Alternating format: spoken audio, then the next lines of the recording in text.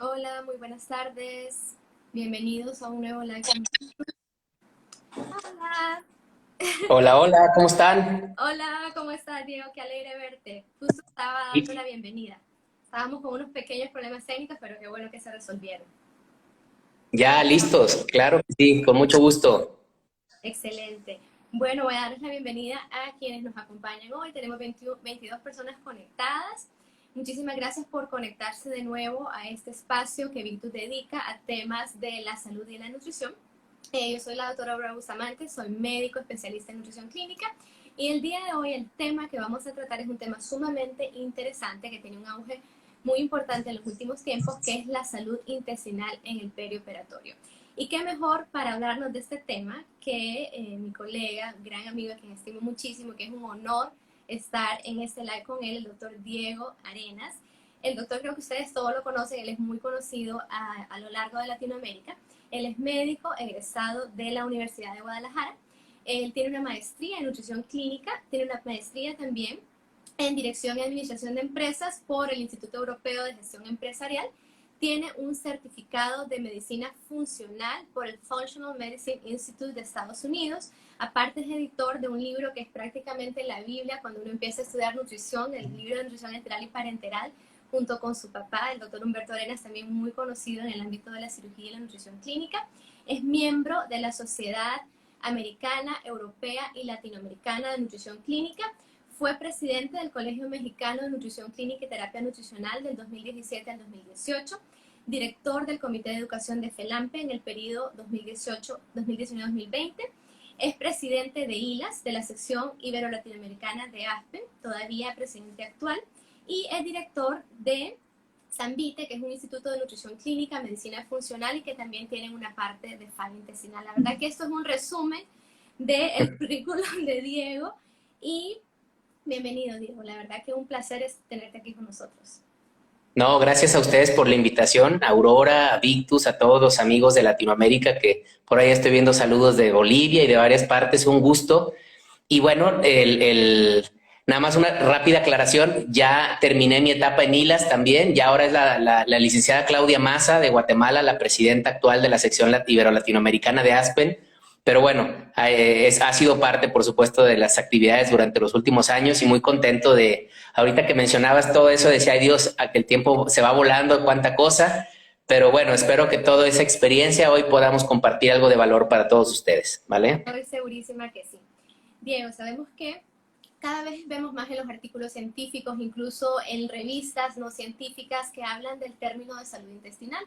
Sabemos que es un término bien difícil de definir porque no tenemos parámetros químicos, a veces ni biológicos, ni para definir realmente como una definición estructurada de lo que es la salud intestinal. Pero con tu conocimiento y tu experiencia, ¿cómo podrías definir la salud intestinal?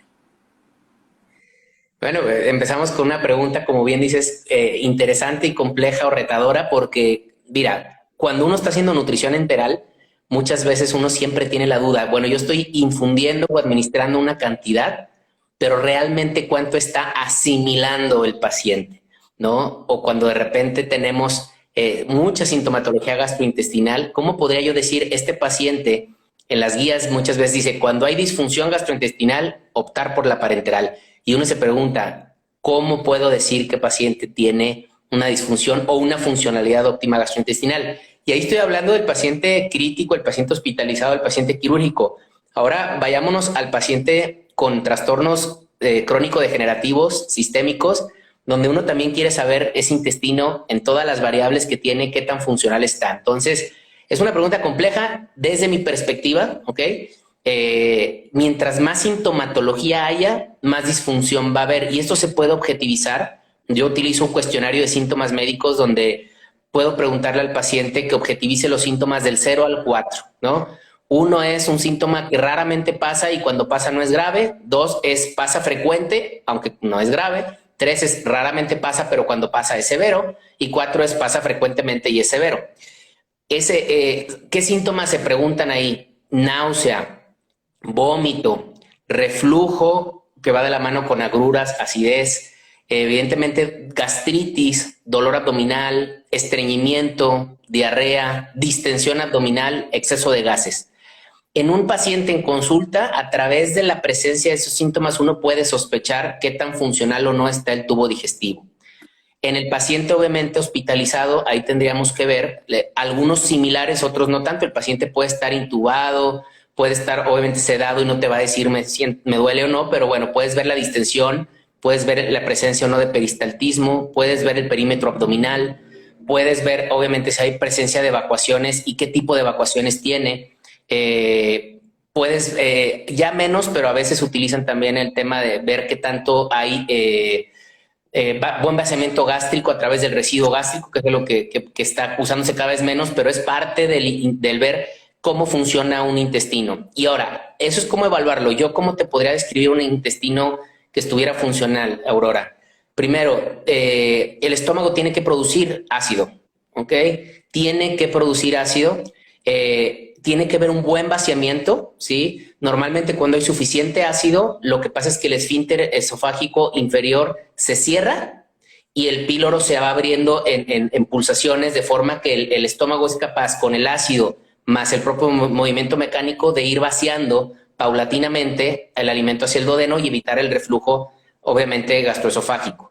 Una vez que está en el duodeno, tiene que llegar ácido, porque ahí va a haber unas secreciones alcalinas, entre ellas todo el jugo pancreático, etcétera, donde si eso se da de forma adecuada se van a activar las enzimas digestivas y va a ser un intestino que va a tener esa capacidad de complementar primero la masticación, segundo la digestión gástrica con todo el proceso enzimático.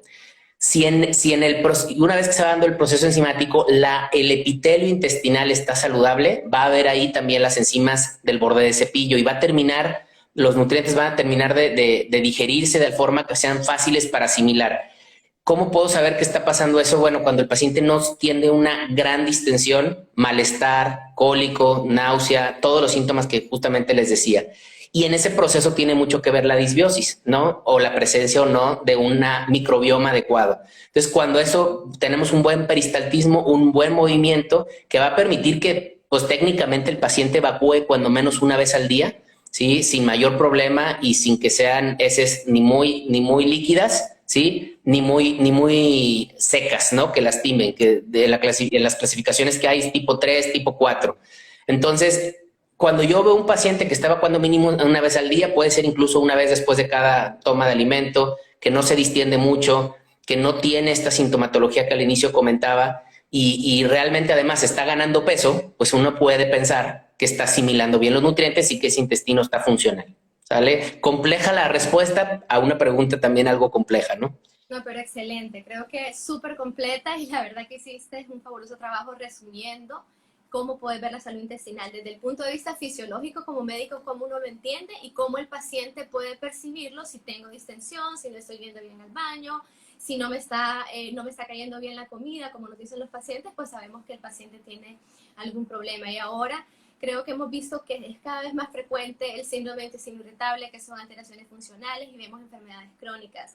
En el perioperatorio sabemos que antes y después de la cirugía a veces hay prácticas que pueden atentar con esta salud intestinal. Por ejemplo, en algunas instituciones que aún no se usa protocolo ERAS, siguen haciendo preparación intestinal incluso para todos los pacientes que no lo necesitan.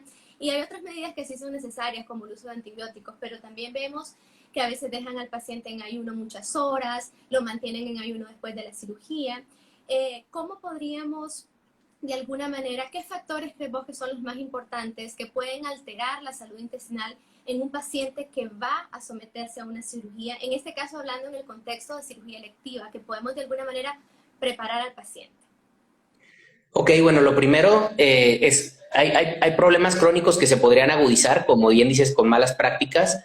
Y también hay cuestiones de gente que nunca ha tenido síntomas y que desafortunadamente, como dices, por necesidad o por necedad, se tienen prácticas que pueden alterar la funcionalidad intestinal. Lo primero sería evitar, ¿sí? Ayunos prolongados previo a la cirugía, ¿no? El paciente tiene que estar comiendo la dieta lo más completa posible, ¿sí? Y sabemos que dentro de los protocolos de recuperación acelerada, ERAS es solo uno de ellos, ACERTO es otro, Fast Track Surgery es otro. Lo que evitan es ayunos prolongados. Ahora, nadie le va a pasar nada en el intestino por 24 horas de ayuno, más bien es un tema metabólico, ¿no? Pero sí tienes que decirle al paciente, si es una cirugía electiva, ¿no? ¿Cómo te puedo preparar de la mejor forma? ¿Sí? Y muchas veces en eso puede implicar dependerá del estado nutricional del paciente, pero puede implicar cierta suplementación preoperatoria, ¿no? Preoperatoria. Entonces estamos hablando pensando en que el corto plazo no se traduzca en un problema a largo plazo, es pues usar antibióticos solo cuando sea necesario, evitar las preparaciones, como bien dices, cuando a veces quieren limpiar el intestino, utilizan soluciones que son hiperosmolares y generan edema en el enterocito, edema en el epitelio intestinal. También disrumpen la microbiota. El estar inclusive utilizando dietas en el perioperatorio líquidas, que son literal agua con azúcar y sal, ¿no? También no sería como lo más recomendable.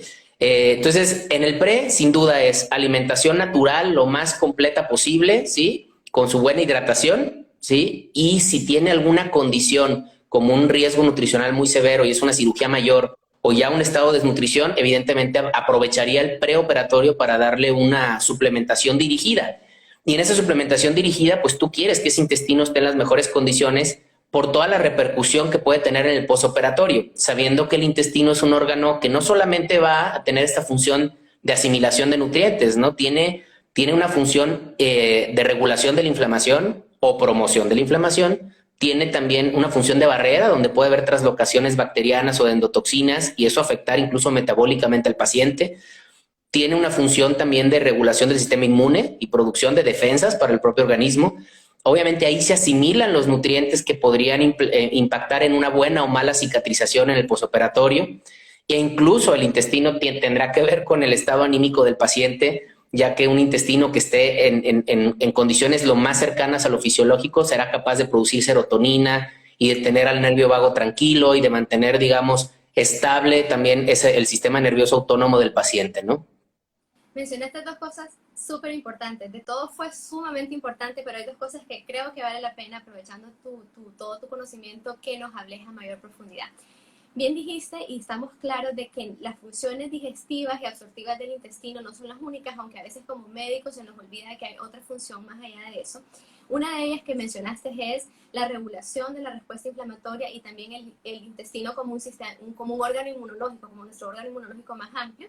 Me gustaría que habláramos de esto, si nos pudieras ampliar, y luego me gustaría si pudiéramos hablar un poco también, que es sumamente interesante, de toda esta parte, de todo este eje intestino, microbiota, cerebro, todo lo del estado anímico, porque como sabemos, ahora con el término de prehabilitación, que tenemos que preparar al paciente para la cirugía electiva, no solamente es la parte de fisioterapia y nutrición, sino también la parte psicológica, y el intestino tiene mucho que ver con eso. Entonces acá te dejo todo el tiempo que querrás para que expliques de esta parte inmunológica y también de este eje intestino, microbiota, intestino, cerebro, que es tan importante, incluso en el perioperatorio fundamental. Claro. Sí, miren, cuando pensamos en el endotelio, así como se ha propuesto que el endotelio vascular sea visto como un órgano, ¿no? También el epitelio intestinal debería de verse como un órgano, ¿no? Es una extensión de más o menos, para que nos demos una idea, como si esto fuera una alfombra que cubriera el total de una cancha de tenis. Entonces, imagínense lo que implicaría una capacidad selectiva de este intestino, ¿sí? De dar los últimos toques digestivos, asimilar los nutrientes necesarios, mantener una sana relación con la microbiota, ¿sí? Y saber descartar cualquier amenaza que pueda haber por ahí, porque sabemos que la piel y el intestino son los dos órganos más expuestos, literal, al medio ambiente. Entonces tiene que tener tolerancia el intestino, ¿sí? Ser muy tolerante para decir, a ver, tú eres una amenaza, tú no te voy a absorber, te voy a dejar pasar por metros de superficie, literal, metros de superficie de absorción, donde no te voy a absorber, ¿no? Y te voy a expulsar, ¿ok? O justamente a ti te voy a destruir, a ti sí te voy a mandar literal al ataque, ¿no? Voy a presentarte para que el sistema inmunológico produzca anticuerpos porque no te quiero volver a ver por ahí, ¿no? O incluso a ti te tolero y te absorbo, ¿no? Entonces imagínense la enorme capacidad que tiene que tener el intestino cuando estamos hablando que ahí van a llegar N cantidad de químicos, ¿no? Llegan agroquímicos, llegan hidrocarburos, llegan derivados del petróleo, llegan plastificantes, llegan hormonas, llegan fármacos, llegan colorantes, edulcorantes, conservadores, un montón de cosas de los alimentos, ¿sí? Llegan N cantidades de sustancias que realmente no tendrían por qué estar en contacto. Entonces, esa capacidad del intestino literal, en su submucosa, donde tiene toda una caballeriza de sistema inmunológico lista para reaccionar, pero que tiene que ser lo suficientemente inteligente y tolerable para no reaccionar de más y generar un problema autoinmune, ¿sí? Es increíble, realmente. Es la primera barrera de defensa, es por donde se pueden incluso eliminar, vamos, no solamente bacterias patógenas, sino también inhibir de alguna manera con competencia entre bacterias y también con el sistema inmune el crecimiento y el desarrollo de microbiota disbiótica, es decir, aquella que de repente aprovecha, ¿sí? Y crece demasiado ante la ausencia de microbiota saludable, como pueden ser los propios hongos que siempre están ahí, pero crecen de más cuando hay una debilidad de la microbiota. Obviamente el desarrollo también de parasitosis y el desarrollo de bacterias disbióticas, sí, francamente disbióticas. También hay virus que pueden generar confusión, inflamación y disrupción de este epitelio. Entonces, el poder hoy en día medir las inmunoglobulinas séricas tipo A que se producen en el intestino y ver qué tan capaz es ese intestino de responder, el tener estrategias, digamos, al alcance de la nutrición clínica para promover una mejor respuesta cuando se requiera, pero una adecuada tolerancia para, insisto, no generar autoinmunidad y confusiones, son de las cosas que más hay que valorar. Además que no es un tema nada más local, ¿no? Realmente de todo lo que impacta en el intestino, desde la propia absorción de nutrientes hasta el mantener un sistema inmunológico tolerante, va a permitir que también se produzca una respuesta inmunológica sistémica adecuada. Entonces, el ver hoy al intestino únicamente como un órgano para nutrir, ¿no? Para que digiera, absorba y asimile nutrientes, pues es una visión corta. Por eso, cuando se hablaba de inmunonutrición, pues no es tanto si el nutriente tiene un efecto farmacéutico o nutracéutico, es cómo le facilita un órgano donde está concentrado el 70% de la inmunidad alrededor a que funcione bien, cómo le quito lo que le puede estorbar y lo puede confundir, y cómo le doy lo que puede requerir en todo el momento, insisto, no importa si está en tu consulta o en el hospital, en el preoperatorio o recuperándose de un proceso crítico, cómo le puedo facilitar ese intestino que tenga esta capacidad de reacción inmunológica. Entonces, difícilmente podríamos, muchas veces en la medicina hospitalaria nos preocupamos mucho de atacar una infección cuando se da la infección, cuando en realidad es mucho más eficiente el poder prevenir y fortalecer el sistema inmunológico para que sean menos las infecciones clínicas que requieran antibioticoterapia o antifúngicos. Y todo esto, pues empezar por lo más sencillo, mantener el ambiente intestinal adecuado. Me estoy refiriendo específicamente a que si debe haber mocos, si debe haber una barrera de enterocitos bien unidos entre ellos, si debe haber bacterias adecuadas que mantengan el ambiente regulado ahí, y para ello es muy importante el estímulo nutricional, pues lo más importante es enfoquémonos en primero darle inmunidad al paciente a través del uso adecuado del intestino, y ya, por supuesto, puede ser que por el ambiente hospitalario, el tipo de bacterias que hay ahí pueda darse una infección, pero tenemos que pensar más funcionalmente. Insisto, ¿cómo le puedo dar al organismo, en este caso al intestino, los sustratos, la materia prima, incluso la señal que requiere para que se mantenga alerta, sí, pero tolerante? Y ahí ciertos estímulos nutricionales, la infusión a veces trófica de ciertos sustratos, la preparación preoperatoria con ciertos suplementos, el uso temprano de nutrición enteral, ¿sí? Puede sin duda ayudar a que esta barrera no se disrumpa, no se abra, no se rompa y se vuelva extremadamente permeable. El problema de que se volviera permeable, pues bueno, por supuesto puede haber una disrupción hasta cierto punto de la absorción de nutrientes. Puede haber edema, puede haber muchas cosas que no se ven clínicamente, pero que sabemos que pasan, ¿no? Yo siempre comento con mi equipo, cuando ustedes lleguen a ver algo de edema, ¿sí? En el paciente, ¿no? En genitales, en sitios de clive, en su cara, en las piernas, en los brazos, eso ya está muy salido de control. O sea, ya cuando hay edema clínico, el paciente tiene mucho tiempo que tiene edema en otros tejidos y el primer órgano que más edematiza es el intestino. Entonces, si ya estás viendo clínicamente un paciente edematizado, imagínate cómo estará ese microambiente del epitelio intestinal totalmente edematizado y con disrupción. Entonces, además de que puede ser que se afecte la digestión y la absorción de nutrientes, pues puede haber una sobreexposición, ¿sí? A bacterias, microorganismos, toxinas, endotoxinas, químicos, incluso alimentos mal digeridos del sistema inmune, ¿sí? Que generan confusión. Y por el lado crónico está relacionado tanto inmunosupresión como autoinmunidad, a los dos extremos. Y en el lado agudo, pues bueno, de eso dependerá muchas veces, a veces parte de la rehabilitación y del buen pronóstico del paciente, sobre todo evitando complicaciones asociadas infecciosas en la evolución posquirúrgica, ¿no? Entonces, hay que pensar que esas células del intestino, para que el sistema inmunológico no esté sobreexpuesto y trabaje bien, tiene que haber una barrera impermeable y entender que esa barrera se está regenerando continuamente. O sea, prácticamente cada 5 días tú no tienes los mismos enterocitos que tenías, ¿sí? Son células de rápida replicación. Un porcentaje importante de las heces fecales son células que se van descamando. Y así como una se pierde por el uso, tiene que llegar otra rápidamente y generar esta barrera con esas proteínas de unión estrecha, ¿no? Sonulina, ocludina. Entonces, es muy importante entender el microambiente, pensar en el intestino, insisto, no solamente como metros de intestino y qué le cortaron y dónde anastomosaron, sino pensar en ese microambiente intestinal, cuidándolo desde el preoperatorio y también rehabilitándolo tempranamente desde el posoperatorio, justo para promover buena función inmunológica local y sistémica y evitar que haya un problema, insisto, a nivel en un paciente a nivel crónico por una pérdida de tolerancia del sistema inmune, ¿sale? Excelente, me encanta. Y hablando, como bien lo expones, de paciente crónico y que lo vamos a someter a una cirugía electiva, por ejemplo, por cáncer, ¿qué tal que hicimos todo súper bien, prehabilitamos al paciente, le dimos los suplementos, pero sabemos que luego de la cirugía, aunque hayamos cuidado ese intestino, la cirugía en sí, el sistema digestivo, el intestino en particular, es extremadamente sensible al estrés quirúrgico, que aunque ese paciente haya tenido salud intestinal, y lo vemos, por ejemplo, en el caso de los pacientes jóvenes de trauma, que no tenían ninguna enfermedad crónica, que no tenían una enfermedad inflamatoria, pero entraron porque se dieron vuelta en un carro o alguna motocicleta y entran con un politrauma y tenés que operar, o se tiene que operar, por ejemplo, a nivel cardiovascular, y aún así se ha visto que estas cirugías en lugares remotos afectan el intestino, afectan todo lo que mencionabas, la permeabilidad intestinal, la producción de moco, la respuesta inflamatoria. Entonces, con esto viene mi siguiente pregunta. Ya que bien explicaste todo lo de la parte inmune, todo cómo funciona, y hablabas de sustratos, y hablabas de nutrientes.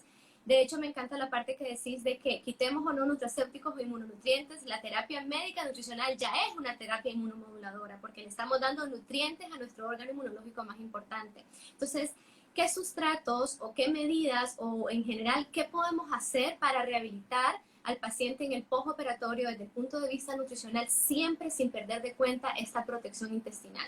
Si hay nutrientes en particular, sabemos que hemos oído hablar de la glutamina, de probióticos, pero en general, ¿cómo podríamos ayudar a este paciente de manera holística a mantener esta integridad intestinal, tanto en el paciente crónico, que es más difícil, como en este paciente joven que lo operamos por una cirugía de emergencia? Ok. Pues yo los invito a que integren un pensamiento, insisto, de cómo optimizar la función y no solamente el pensamiento que desafortunadamente a veces prevalece, que es no puedo hacer nada que no esté 100% demostrado. En la medicina no existe eso y hay pacientes, no enfermedades. Y aquí estamos hablando ni siquiera de un tratamiento de una enfermedad. Estamos hablando de la rehabilitación de la fisiología. Volver a la funcionalidad es ayudarle al paciente a regresar después de un procedimiento quirúrgico a su función óptima en el periodo de tiempo más corto. Entonces, pensando fisiológicamente, pues lo primero es evitar ayunos en el posoperatorio. Es lo primero que yo les diría. Un paciente no tiene por qué estar en ayuno y incluso cuando es necesario, bueno, ya nos desviaríamos un poquito de, bueno, si necesito dejarlo en ayuno, pero tiene desnutrición, entonces quizá ponerle parenteral, etcétera. Ahorita me quiero enfocar en ese paciente que sí le puedes dar de comer, ¿no? Que sí puede, no importa que no esté desnutrido, ¿sí? El paciente, otra vez, lo quiero rehabilitar. Y lo primero que tengo que hacer es que el paciente empiece a comer, ¿ok?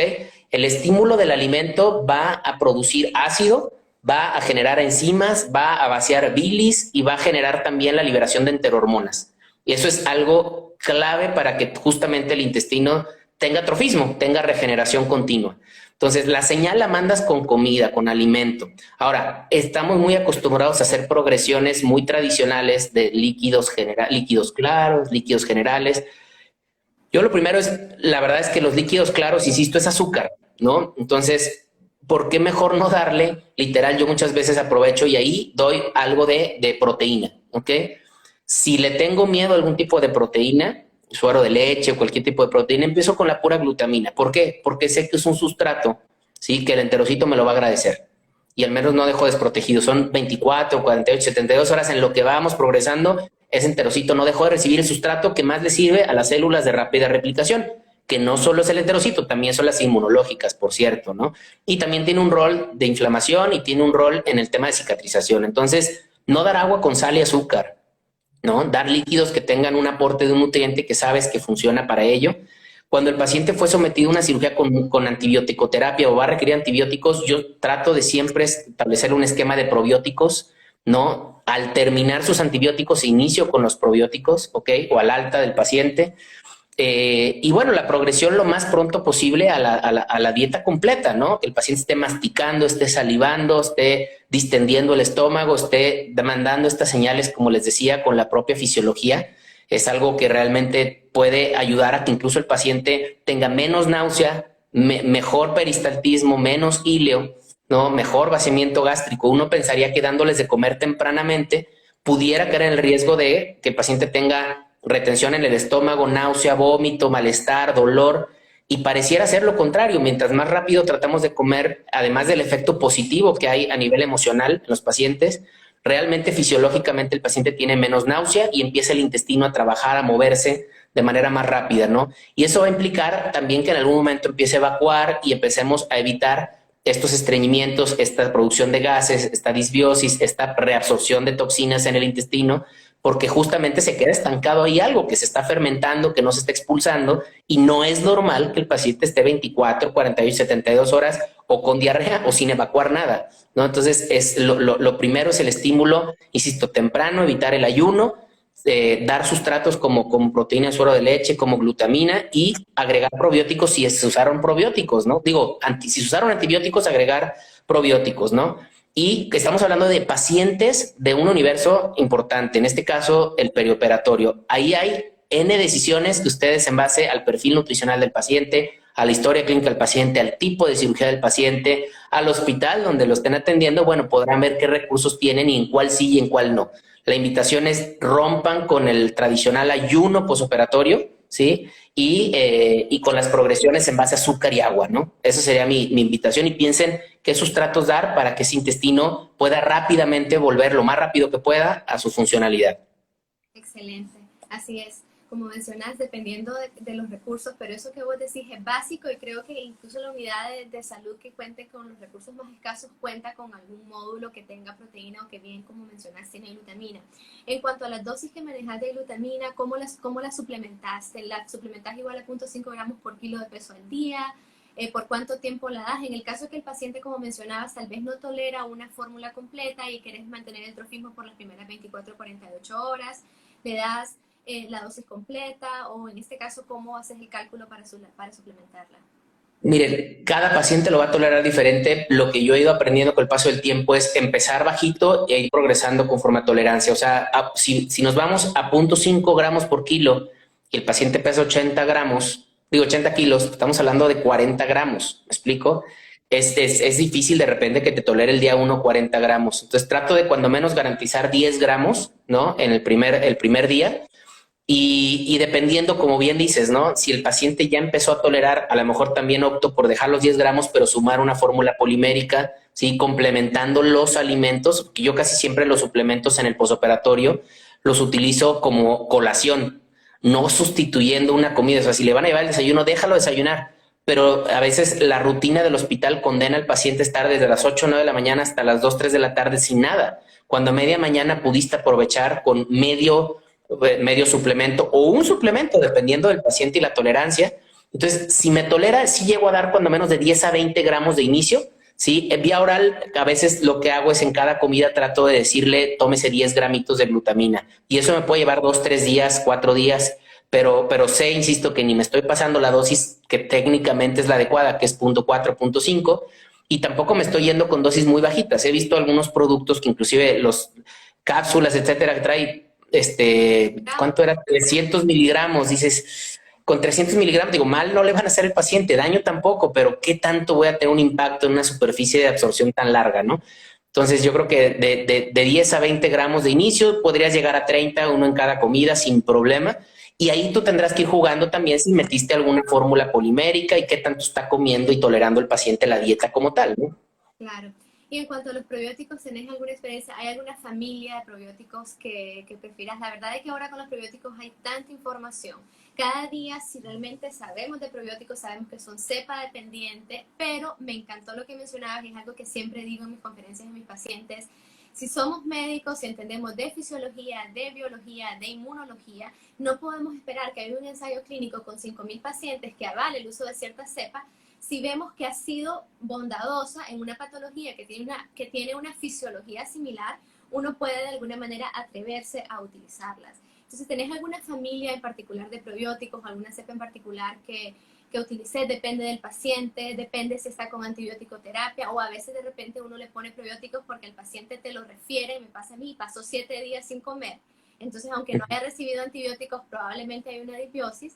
¿Qué nos podrías decir en cuanto a los probióticos? Muchos cirujanos tienen mucho miedo, de hecho, de usar probióticos. Me dicen, me va a infectar la mucosidad, pero las bacterias que ella tiene en el intestino están ahí. O sea, igual meter un probiótico no va a causar nada de eso. Entonces, si nos podrías hablar un poco de eso, porque hay mucho temor alrededor de usar probióticos en el perioperatorio y sobre todo en pacientes geriátricos o de cirugía de cáncer, por ejemplo.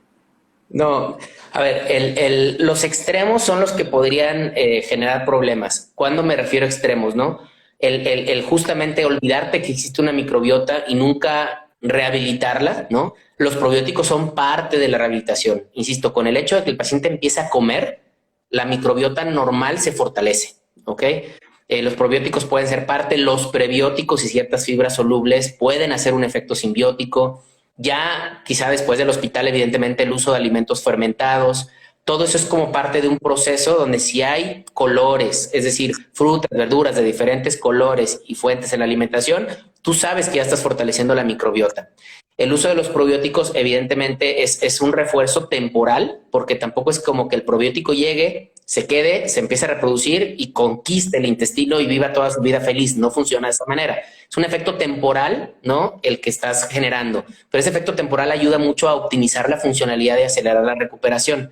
Entonces, te decía, el extremo de olvidarme que existe o el extremo, ¿no? De algunos estudios, sobre todo un estudio por ahí que hubo hace ya bastantes años, gracias a Dios, donde a pacientes con pancreatitis aguda severa les dieron dosis de trillones, ¿no? De un producto multicepa, y ahí es de los pocos estudios donde se ha relacionado con traslocación, infecciones sistémicas, ¿no? De los probióticos.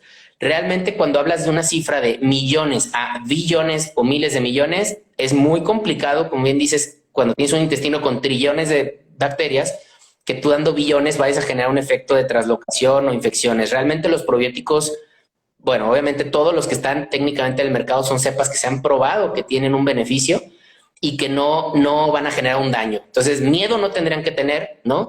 La mayoría de los productos utilizan dosis verdaderamente tolerables para el paciente. Ahora, en las generalidades, imagínate con todas las familias, cepas, incluso nos podríamos meter a terminología. Hay gente que le encanta decir, no se dice cepa, se dice familia, no se dice... A ver, literal, hay tantos tipos de bacterias, para no perdernos en terminología, que sería imposible que tú cuadraras patología, perfil de paciente, con cepa, con cantidad, con cada enfermedad, ¿no? O sea, no veo complicado. Sí hay ciertas cepas específicas para ciertas, en recién nacidos, para reflujo, ayuda más tal cepa, pero ya son casos muy específicos. Estamos hablando de paciente perioperatorio, estamos hablando de pacientes donde no tienes acceso a ver qué tipo de microbiota tiene, ¿no? Tú simplemente quieres fortalecer, ni siquiera estás tratando una disbiosis en ese momento, estás fortaleciendo, rehabilitando y tratando de llevar a la fisiología. Entonces, muchas veces yo utilizo productos que tengan lactobacillus y bifidobacterias, ¿sí? O incluso combino productos para tratar de dar mínimo un lactobacilo y una bifidobacteria.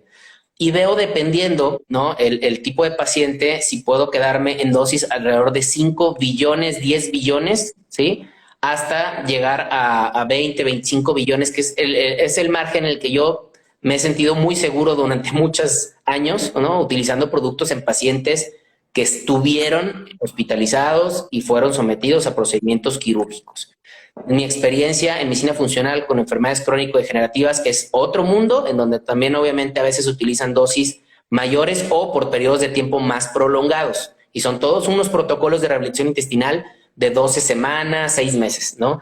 Acá estamos hablando de cómo te ayudo después del periodo donde quizá te dejaron un poquito en ayuno, estuviste en contacto con una microbiota, con bacterias del ambiente hospitalario, te dieron antibiótico, seguramente tu sistema inmuno por el puro estrés de estar hospitalizado y sometido a una cirugía fue afectado, ¿no? Y simplemente quiero ayudarte en ese pequeño puente de transición a que no tengas un problema o te rehabilites más rápido. Entonces, si tú buscas una combinación digo, lactobacilos son los más comunes, ¿no? Pero si a los lactobacilos, además de sumas bifidobacterias y estás en esos rangos de dosis combinado, la verdad es que les va bastante bien. Insisto, no estás tratando una enfermedad, ¿no? Estás simplemente tratando de rehabilitar, ¿sí? Algo que se disfuncionó por obvias razones. El paciente fue sometido a una cirugía, ¿no? Entonces, esa es la idea o la lógica con la cual pueden utilizar probióticos de manera muy segura en el perioperatorio. Y muchos productos muy comerciales a veces tienen dosis muy chiquitas. Entonces, o optimicen las dosis, mezclen productos, no tengan miedo con eso, no pasa nada, ¿no?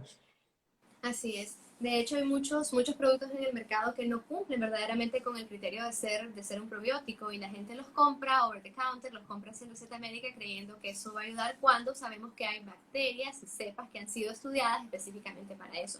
Y como mencionas, en el área de la cirugía y de la cirugía gastrointestinal o en general de la cirugía es un área que no hay tantos estudios en ciertos probióticos para tal cirugía como lo podemos ver en las enfermedades crónicas, que se ha estudiado en cirrosis, que se en enfermedad renal, incluso en enfermedades psiquiátricas. Entonces creo que tu consejo para médicos, cirujanos o nutricionistas que nos están viendo es eso que mencionabas, buscar aquellas que están diseñadas como generalmente seguras, que tenemos esta definición GRAS, y creo que las familias de lactobacilos y bifidobacterias son las familias que más ampliamente se han estudiado. Y si el paciente no está sumamente inmunocomprometido, no vamos a causar nada. De hecho, se ha visto incluso en pacientes con cirugía de cáncer de colon utilizar probióticos como el Lactobacillus reuteri, por ejemplo, que es sumamente seguro, no ha mostrado traslocaciones hasta el momento. Así que creo que es súper bien. Y sabes que también los probióticos son parte, insisto, de una estrategia integral, no es un tratamiento médico per se. Entonces, cuando tú combinas cepas, cuando tú combinas probióticos con prebióticos tipo goma guar o inulina, que son de las que más utilizamos normalmente nosotros, ciertas polidextrinas, o también cuando combinas glutamina con probiótico, cuando combinas una fórmula polimérica, ¿sí? Con probióticos, o sea, las combinaciones son las que potencializan, no únicamente el hecho del probiótico aislado, ¿no? Entonces, cuando tú ves solo un probiótico de una sola cepa que no tiene nada alrededor del mismo en una dosis muy bajita, pues es cuando de repente dices, bueno, pues difícilmente vas a tener un impacto real, ¿no? En estos pacientes. Y tú debes de conocer a tus pacientes. Entonces, si el paciente viene con riesgo nutricional, ha venido perdiendo peso, ya estaba comiendo menos, ha tenido episodios de diarrea, es un paciente inmunocomprometido, ha tenido múltiples ciclos de antibióticos, fue sometido a quimioterapia, tiene polifarmacia vía oral, tiene mucha sintomatología desde antes de la cirugía, ¿no? Y luego qué tipo de procedimiento, en dónde estoy interviniendo, ¿sí? Y qué tanto voy a resecar, anastomosar, en qué zona. Entonces, son muchos factores como para poder decir, aquí en este estudio se demostró que tal cepa funciona para este paciente. Son muchas variables. Entonces, tratando de verdad de ayudar al paciente haciéndolo muy pragmático, pues analicen cada caso en particular, pero traten de utilizar combinaciones de cosas que favorezcan el ambiente que el paciente debería de tener y que desde antes de la cirugía seguramente perdió y que después de la cirugía se le va a complicar el volver a tener. Recuerden, como bien dijiste hace ratito, que el intestino también es de los órganos que más pierde circulación, ¿sí? Cuando está anestesiado, por ejemplo, cuando el paciente tiene prioridad por otros órganos, el intestino sacrifica microcirculación. Entonces tampoco le está llegando tanta sangre, hay cambios, hay microisquemia allá adentro. Entonces tenemos que buscar la rehabilitación temprana de todo ese proceso. ¿Me explico? Así es. Si bien vale la pena sí mencionar eso, como decís, porque de hecho creemos que solamente se afecta a la salud intestinal si estamos trabajando en el intestino, pero a veces para trabajar en hígado tenés que mover el intestino y solo con mover el intestino, ya el intestino es tan sensible que incluso entre más lo manipules te puede dar un hilio o lo que mencionaba. Si tenés un paciente de una cirugía de emergencia politraumatizado que entró a cuidados intensivos, va a redistribuir su flujo a órganos que él considera más sensibles, a cerebro, a pulmón, a riñón, y va a haber una hipoperfusión oclusiva que te puede llevar a atrofia. Eso sucede en cirugías cardiovasculares grandes. Con lo que mencionabas, creo que es importante lo que decís de buscar abordajes pragmáticos, lo que decías, entendiendo la fisiología intestinal, si sé que parte de la barrera intestinal es mantener íntegra mi mucosa y mantener mi microbiota, entonces creo que voy a buscar las estrategias que me ayuden a eso, lo que vos mencionabas, alimentar, buscar los suplementos, utilizar glutamina, que es el nutriente para el enterocito, utilizar probióticos como los lactobacilos, reuteri. Hay combinaciones de glutamina y reuteri que te facilitan la vida porque ya vienen en conjunto. Uno te establece te reayuda a la mucosa y el otro de alguna manera te va a ayudar con la microbiota. Entonces creo que sí, de una manera muy práctica nos has explicado qué podemos hacer para ayudar a nuestros pacientes.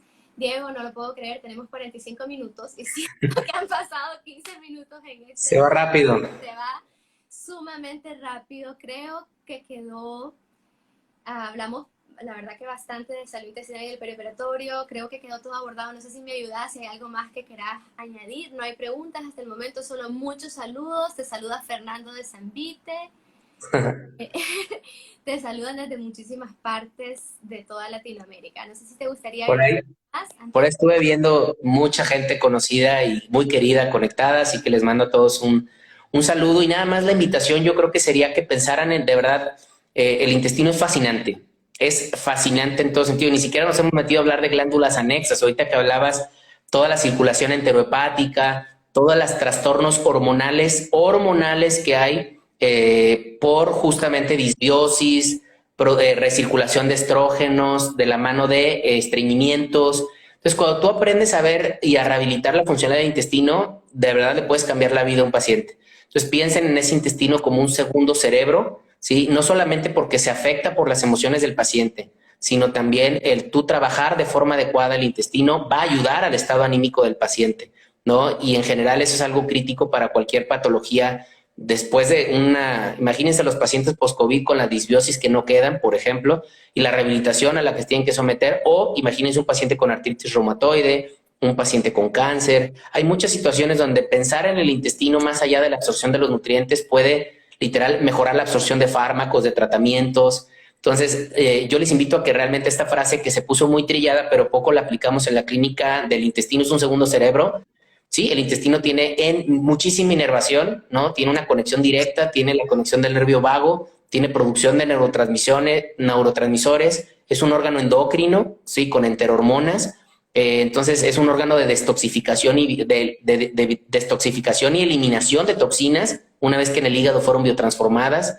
Es el órgano inmunológico. Entonces aprendamos a ver el intestino no solamente como el que si no tiene diarrea, si no tiene diarrea, todo está bien. Si me aguanta la enteral, ya lo hicimos. No, hay mucho más que pensar en cuestiones tanto hospitalarias como en el consultorio o extrahospitalarias del manejo y la rehabilitación del intestino, ¿sí? Entonces es algo que daría, no para 45 minutos, daría para literal todo un posgrado al respecto, así que pues ojalá podamos seguir en contacto. Si alguien tiene alguna pregunta nos la puede hacer llegar después con mucho gusto por las redes sociales y trataré con todo gusto de responder. Y nada, enviarles un saludo, agradecerles su atención y espero que a partir de esto pues pongan un poquito en práctica el conocimiento, empiecen a probar su propia experiencia de rehabilitación intestinal en el perioperatorio, que sería algo seguramente en favor de sus pacientes.